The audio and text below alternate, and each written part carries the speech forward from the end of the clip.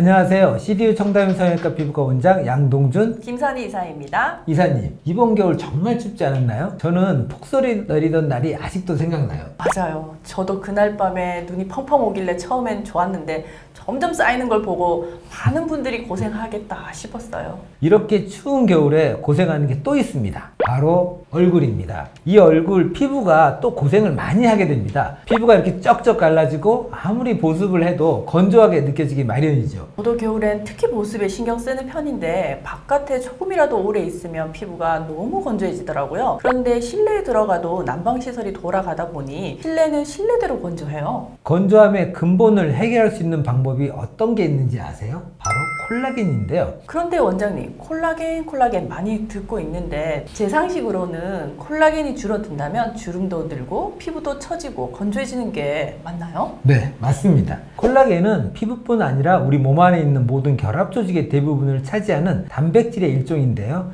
이 뼈, 관절, 연골, 치아, 혈관 등을 구성할 뿐만 아니라 피부 진피층의 90% 이상을 차지하고 있고요. 심지어 이 손톱, 발톱, 머리카락, 세포막 등도 콜라겐 조직으로 이루어져 있어요. 근데 문제가 나이가 들수록 콜라겐은 점점 줄어들게 되는데요. 태어날 때는 체내에서 꾸준히 생산되다가 20대 중반이 넘어가면 매년 감소하기 시작해서 이 40대가 되면 20대의 절반 수준으로 감소하게 돼요. 특히 여성은 폐경 이후 5년 안에 콜라겐의 30%가 감소하게 되죠. 그래서 시중에서 먹는 콜라겐 제품이나 바르는 콜라겐 제품이 많은 거였네요. 그런데 원장님, 먹는 콜라겐과 바르는 콜라겐 그리고 주사 형태로 맞는 콜라겐 이 세 가지 중에 과연 어떤 것이 가장 효과가 좋을까요? 우리가 이 먹거나 바르는 콜라겐이 체내에서 얼마나 흡수되는지에 대해서는 정확하게 아직까지 알려지진 않았는데요. 하지만 어떤 형태로 흡수가 되는지에 대해서는 밝혀졌기 때문에 이 내용을 토대로 대략 어떤 것이 더 효과가 좋겠구나 예측해 볼 수는 있습니다. 방법에 따라 흡수되는 원리 또한 다른 거군요. 그렇다면 먹는 콜라겐부터 알려주세요. 족발이나 닭발, 보통 이런 음식들이 콜라겐이 풍부하다고 알려져 있는데요. 정말 그런가요? 네, 물론 이 족발, 닭발도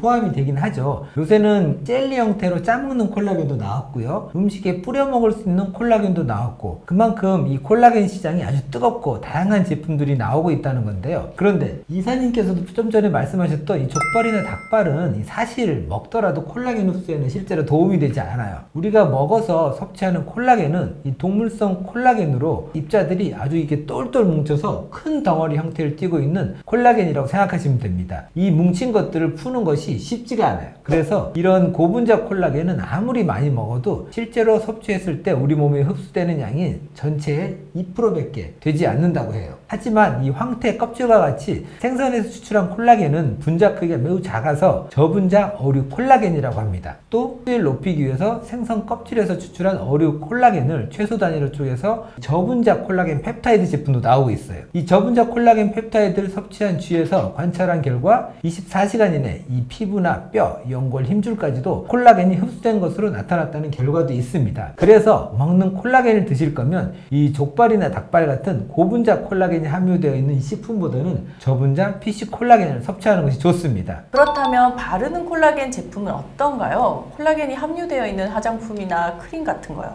바르는 콜라겐 경우에는 먹는 콜라겐보다 더 흡수율이 떨어지는데요. 이 화장품 안에 들어있는 콜라겐 크기는 일반적으로 피부가 흡수할 수 있는 크기보다 훨씬 크기 때문에 결국 이 피부 겉에서만 겉돌기만 할 뿐 흡수되지는 않으니까요. 그렇다면 시중에 나와 있는 콜라겐 화장품은 아예 다 소용이 없는 건가요? 또 그렇지는 않습니다. 사실 화장품 경우에는 이 보습 효과를 위해 사용하는 게 주목적이잖아요. 콜라겐이 직접적으로 피부 내에 흡수되지는 않지만 피부 겉에 표피층에 남아서 피부 속 수분이 빠지지 않게 해주는 보습 효과는 줄 수 있거든요. 그래서 말씀드린 이 콜라겐 가루팩도 콜라겐을 흡수시키고 체내에 있는 콜라겐 수를 늘려주지는 않지만 겨울철 건조한 피부에 도움이 되는 보습 효과는 충분히 줄 수 있습니다. 그럼 마지막으로 콜라겐 주사만 남았네요. 맞는 콜라겐은 어느 정도 효과가 있을까요? 이러한 주사들의 주 목적은 피부 보습과 피부결 개선입니다. 이 주사들은 피부 내에 콜라겐을 직접 주입하는 것이 아니라 피부 속에 있는 콜라겐을 생성하는 세포들을 자극해서 피부 속 콜라겐을 늘려주는 주사라고 생각하시면 되고요. 그렇기 때문에 콜라겐 흡수율이 떨어진다거나 하는 문제는 발생하지 않습니다. 그렇다면 이 콜라겐 주사를 맞으면 생성된 콜라겐이 과연 영구적으로 지속될까요?